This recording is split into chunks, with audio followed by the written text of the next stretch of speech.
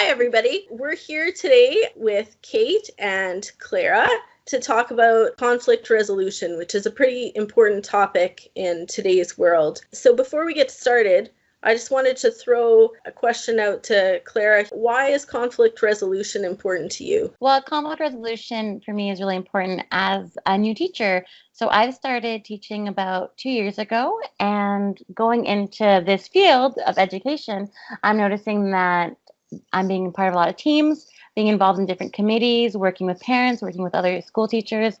I'm noticing a lot of conflict naturally arises when you have so many brilliant minds together. Navigating that conflict has been a challenge for me, especially. So that's why I really want to look at this topic, because it's something I would find so useful in my profession. That's awesome. How about you, Kate? I agree with Clara. Within the distributed leadership model, we are just seeing more conflict. Parents, students, leaders, we're all involved in decision making, and that's very positive. I'm a huge fan of Brene Brown's work, and she talks about how conflict is actually very healthy. It usually means there's diversity of thought and opinion. So it's really not the conflict that's a problem, it's how we manage it. And managed well, conflict can be really beneficial to our communities. I agree with both of you. So my perspectives is a little bit different because my background is in the military, but I still had a lot of experience working with teams and finding that resolving any discontent or conflict was really important for the team effectiveness and efficiency. But also definitely, like you guys said, having the ability to get different voices heard and have different opinions is, I think, what makes a team strong. So before we start looking at conflict resolution specifically, we're going to talk about a specific scenario. So Kate, you brought a scenario to us today for us to discuss. Could you just tell us about that? Absolutely. So I've changed the names in the scenario, of course, but this is a scenario that happened early on in my career. I had just started teaching. There was a grade 6 teacher in our school. She was an amazing teacher, one of those adored teachers, a wonderful mentor. She had a beautiful bulletin board. She took a lot of pride in her bulletin boards, and she draped fabric over the board and then fabric off, kind of hanging off to the side. So our administrator came down the hallway one day, popped his head in the room and said, "Oh, that could be a problem with the fire marshal." And then he left.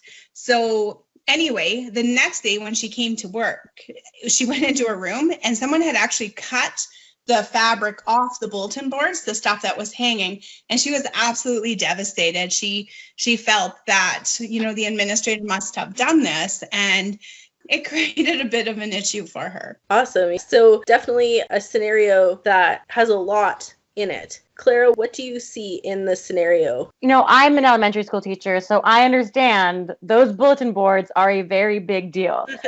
And yeah, I can imagine the situation would have probably been a really intense moment for that teacher. And when I think about it, I think about the lack of communication that took place between the principal and the teacher. And when I think about transformational leadership, as mentioned in Baylor, communication is such a key part of conflict resolution, as well as just being a great leader. So yeah, I think that's kind of the areas that really pop up in the situation, is communication being really needed in the situation. I see that too. Definitely in that situation, communication needed to happen. But I think even before that, one of the things that kind of needs to happen is for people to be aware of what the other people are thinking. And this is tied to emotional intelligence or interpersonal skills, which is talked about in Goleman. And so knowing what someone else is feeling and paying attention to that, being sensitive to that, and then definitely communicating. Kate, what's your take? I think there's clearly a degree of dissonance in here that requires some form of action. So to be that teacher thinking your administrator had done that certainly would impact the trust that you would feel for them. So without a doubt, there's a conflict. And I think you guys both hit on it. It's communication. Brene Brown talks about how when there's conflict in the workplace, people often invent a story in their mind that explains the cause of the conflict. And because these stories aren't generally accurate, it often leads to further rifts and larger arguments. And I think that that's one of the major dangers in a situation like this, is something has to happen. The conflict has to be addressed for it to move forward. And yeah, definitely, I think a really important one for both the teacher and the administrator to be aware of and address. Yeah, that's definitely good. So, as the teacher, if you had established conflict management skills, how would you have handled this, Kate? Well, I think to start, like as a teacher with conflict management skills, that you would acknowledge that a conflict exists. And that would be your starting place. So first to acknowledge it exists, and then it takes a lot of courage, but then to have that conversation, that very intentional conversation with the administrator. You don't have evidence, you don't have facts, you have a feeling, and it's not a positive one. So that does take being addressed. I think there's a lot of really excellent resources out there for conflict resolution and conflict management. Actually, one of my favorites is from Dr. David Burns, 5 Secrets to Effective Communication. I've gone back to this many times. It saved my life many times. Actually, there's a group of teachers. We get together and we practice scenarios so that we get better at the skills of conflict resolution and handling difficult conversations.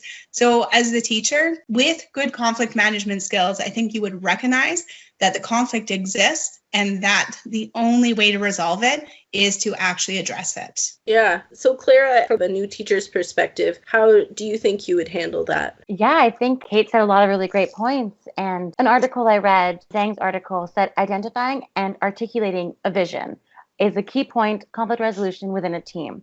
And so I think how I would have liked to approach it is definitely talking to administration, identifying the problem, explaining how I felt. So continuing with that social emotional response, that intelligence there, and working through it by having a conversation with the administration. Because again, like Kate said, there was no evidence, right? Yeah. No, that's awesome. So I kind of came to the same conclusions. Davidson and Wood highlighted that the underlying issues are not sometimes recognized by either party. So that first step is really that identification. I think as a teacher, I would go in trying to share my feelings about the situation, not maybe necessarily in an accusatory way, hopefully, but just expressing how upset I was that something that had taken so much time had been destroyed. And then hopefully that would start the conversation in a positive way and I'd be able to see the truth. So we've talked about the teacher, but the administrator, the principal, plays a part in this too. So Kate, how would you approach this? Well, I want to go back to Cosner's article where he talks about trust. So that climate of trust in the school community, I think that's incredibly important here. Cosner writes that trustworthy school leaders are not only skillful themselves in conflict management strategies, but they also create the structure and provide training for others to improve. And I think that's key. So being a principal who is good with conflict management, creating that atmosphere in your school and being very aware of that, I think is very critical. Lorri, you actually mentioned Goleman, and I think this ties directly to that. And he talked about the need to work on self-awareness. And I would think as a principal, I'm going into this situation, I think you have to be really mindful of your relationship with the teacher. So even just going back a bit, and there was a comment made, but there was no clarity in that comment. So there was no purpose to the comment. So I think just not leaving that hanging is important as well. And because you need to be aware of you're in a position of authority. So if you walk into a room and say, hey, this could be a problem, maybe you should clarify, what do you want done with that? Or, hey, the fire marshal may have a problem with this, but I guess we'll wait and find out. So that in itself, and I think that ties back to emotional intelligence. Dr. Terry Sullivan, at the very beginning of this course, in the interview he gave, he talked about knowing your staff and the necessity of really understanding the people in your organization and the assumptions that drive their beliefs and behaviors. For someone to jump right away, working in an urban junior high school, right away to it must have been my administrator that would take scissors to my fabric. There's probably some real insecurities there. And I think as a leader, really knowing your staff, you can maybe predict some of those things. So I think as a leader, I would go through that in my mind as well. I think that's it for now. Yeah. Yeah. No, I definitely agree with that. I think the key from an administration perspective is noticing the change in the teacher's behavior and then just sitting down to figure out what's happening. So starting a conversation with something like, I really value your contributions in staff meetings, but I noticed that lately you seem a bit distant. Is anything wrong? Just kind of providing an opening. But I definitely think that you're right. The conflict kind of started even before the scissors came into play by just that the principal kind of leaving that statement open and allowing for negative or positive interpretation, which is not great. So, Clara, what do you think? Well, I was reading the Hill article that talked about a mental model of leadership and modeling that leadership. And I was wondering how an administrator could model good conflict resolution in a school. And what Kate just mentioned got me thinking about, well, maybe was there something else going on in the school at the same time with that administrator? Is there maybe been a pattern? The idea of a teacher jumping immediately to that conclusion, maybe there was something, other interactions with this administrator that would indicate that they would behave this way. So it's really important for a leader to model in a way that is indicative of proper leadership, communication, and conflict resolution, if that makes sense. Yeah, that makes a lot of sense. So, Clara, how do you think that this could have turned out if the conflict was managed appropriately? I think it would continue to foster probably better relationships between admin and school staff. If I heard this story, if I was the classroom next door and hearing about the admin possibly cutting down my bulletin board, I would be a bit wary and worrying about future interactions with admin. And then it kind of creates that us versus them between admin and staff, which again, totally affects the school culture. One really great thing when we manage conflict appropriately is that we can grow as people. And I think in this case, given this scenario, by not addressing the conflict, there also was not an opportunity for that teacher to grow, right?